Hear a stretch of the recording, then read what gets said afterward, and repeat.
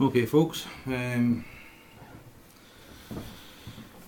hoping this camera is going to work. It seems to be experiencing some difficulties this evening in focusing and zooming. So if there's any loss of quality in the final video, my apologies, but you may not be able to continue with the series for much longer without a new camera. So this evening I'm just wanting to try and clean up these two pads. This pad here seems to be okay, but this one's quite dirty. There's solder stuck to it and I can't seem to get it to come away. You know, it doesn't seem to want to budge. It's kind of glued to the bloody printed circuit board. Now I think it's probably down to just being so old, the solder.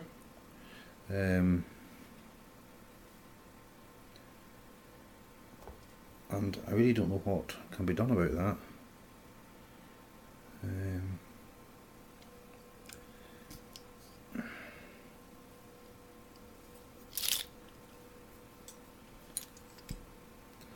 So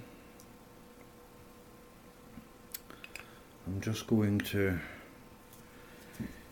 keep on doing as I've been with the solder wick. This evening though I'm going to use a slightly different tip on my soldering iron.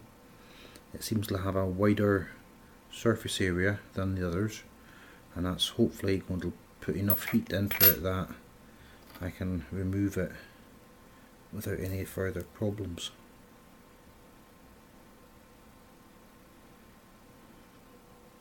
So patience is seems to be the key in this process, or working with old electronics anyway. I think it's just something that you need to have.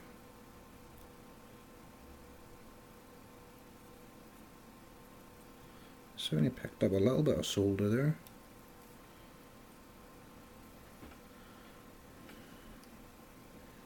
Not much, but a little.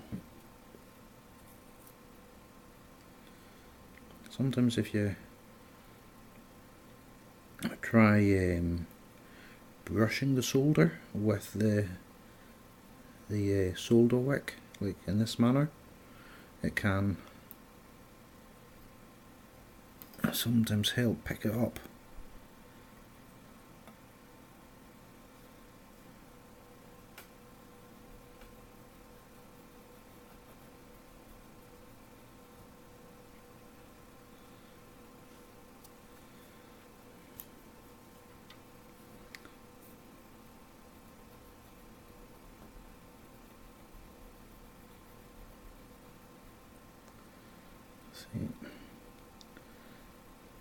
I'm kinda leaning towards the notion that that will be good enough, but I don't know.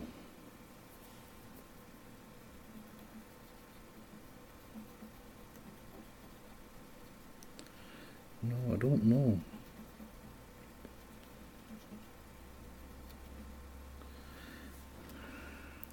That pad there isn't uniform in shape like this one here.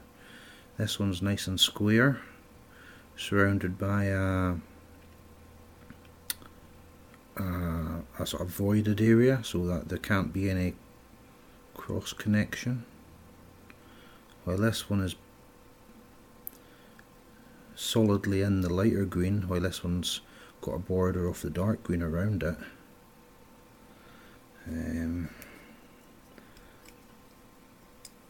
It'll stop short circuits, I'm assuming.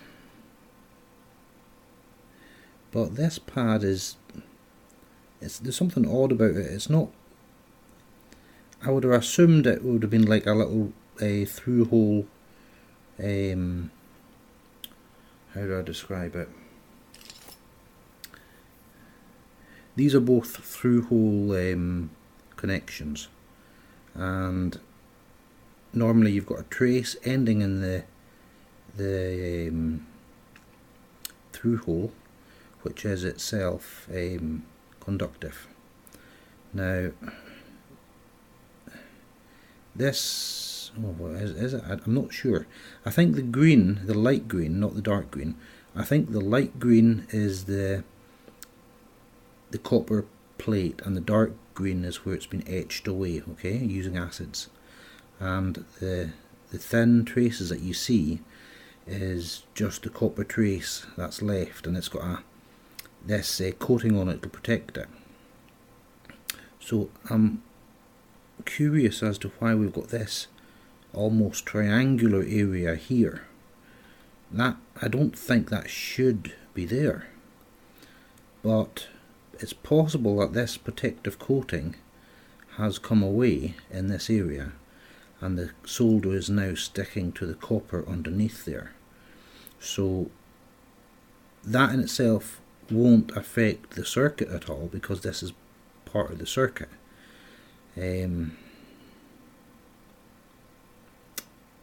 So I'm inclined just to go ahead and solder the capacitor to these two points, and hopefully this will be fine. This one looks okay. You know, this one here seems to be fine under the magnifying glass, and this one here I think has got a little bit of damage here, but not in a way that's going to affect the circuit. So I'm just going to go ahead with it. Right, so this was the capacitor here.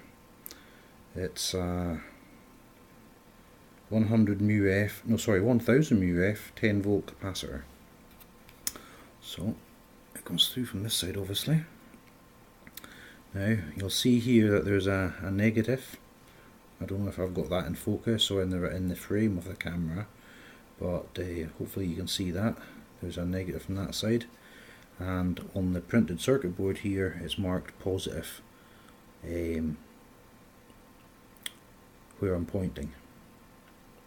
So negative goes to the opposite side, positive goes in there, and it's quite tight. You just got to give it a little bit of pressure, wiggle it a little bit, and it should just push in nice and flush. So that's it, flush.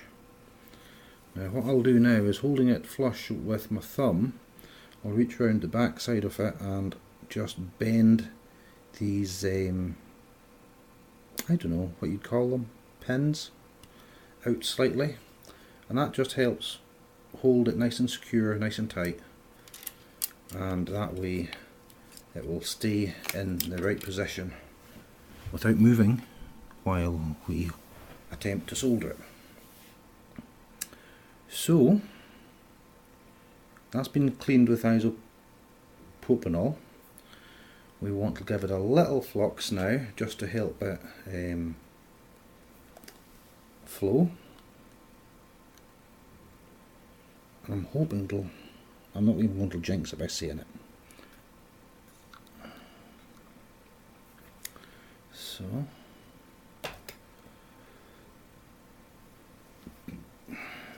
by what I've seen on YouTube, basically what you do is you bring your soldering iron in,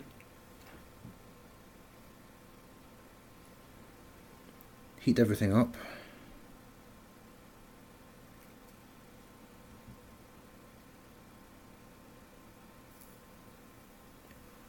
and then bring in your solder.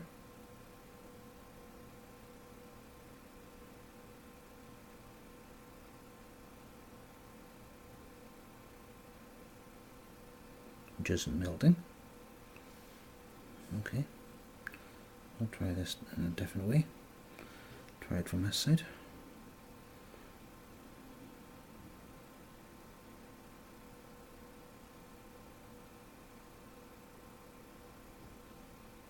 We're at 350. So why is that not even melting? There we go.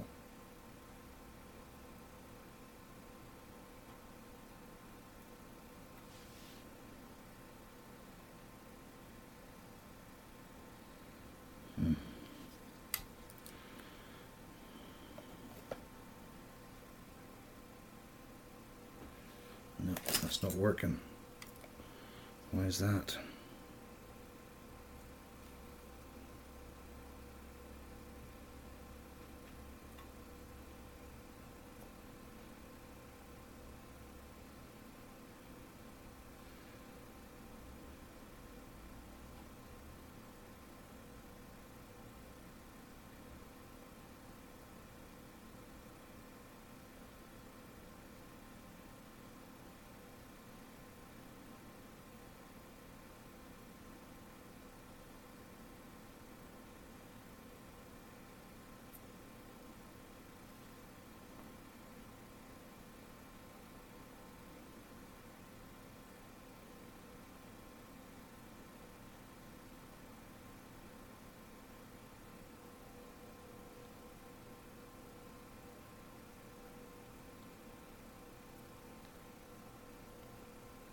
Definitely hot.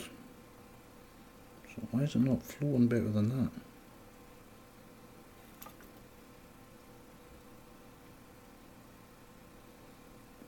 Heat up, you fuck.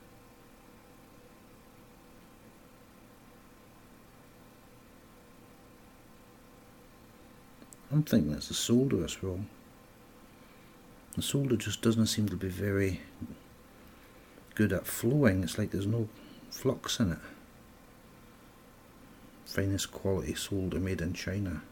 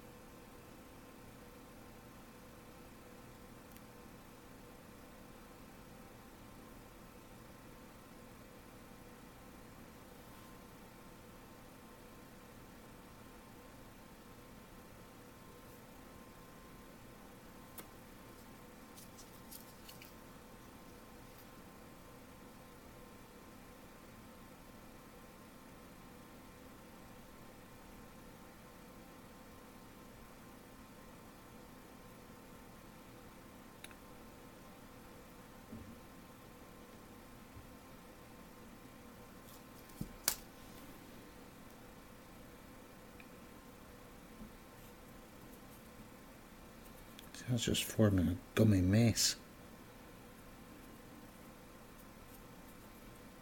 It's not flowing well at all.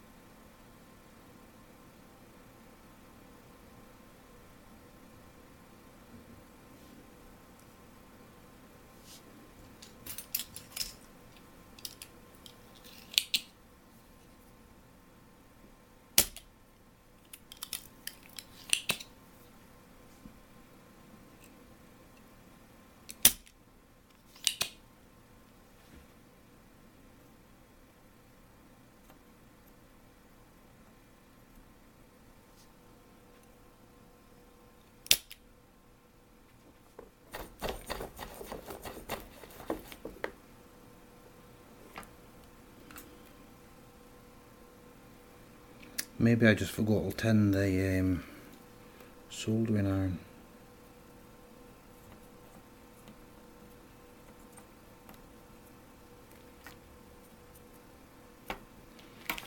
Well, it looks horrible right now. Doesn't look good at all.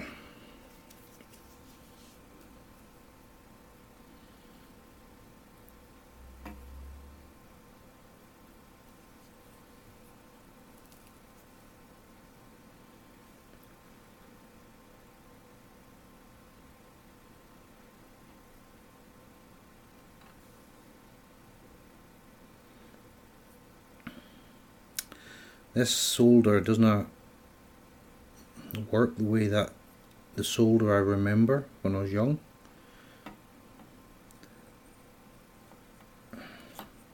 This stuff seems to be a lot more, I don't know, gummy and prone to oxidization and just generally looking dirty and grey rather than silver, you know. Now it might have something to do with the lead content or something like that, likely. Not that I did a whole lot of soldering when I was young. I did 3 months of it when I was an apprentice, learning. Well, it wasn't even learning my trade. That was soldering. wasn't part. Well, it was part of my trade, but I'm more mechanical than electrical.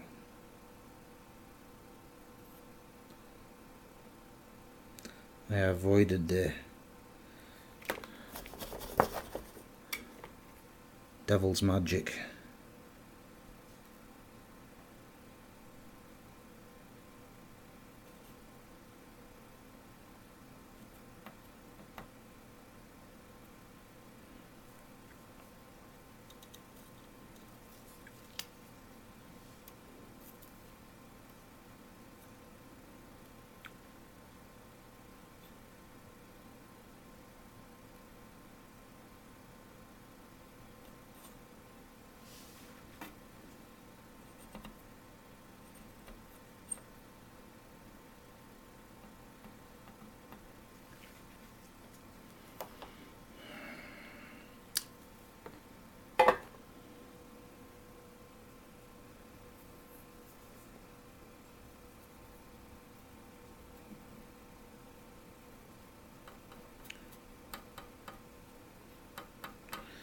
Clean it up again.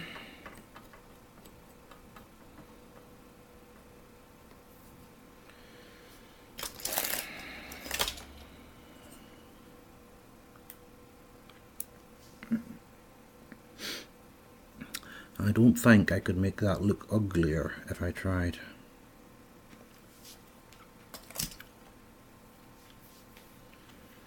Right, we'll come back to that one.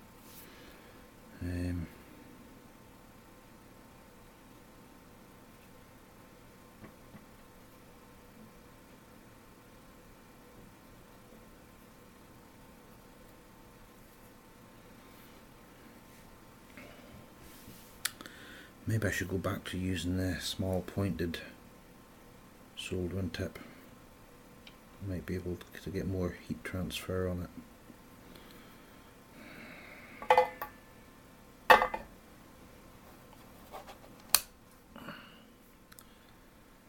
The problem being now is how do I get the other soldering tip out, because that'll be roasting bloody hot. Right. I'm just going to nip and get our pliers, folks. I'll be back in a second.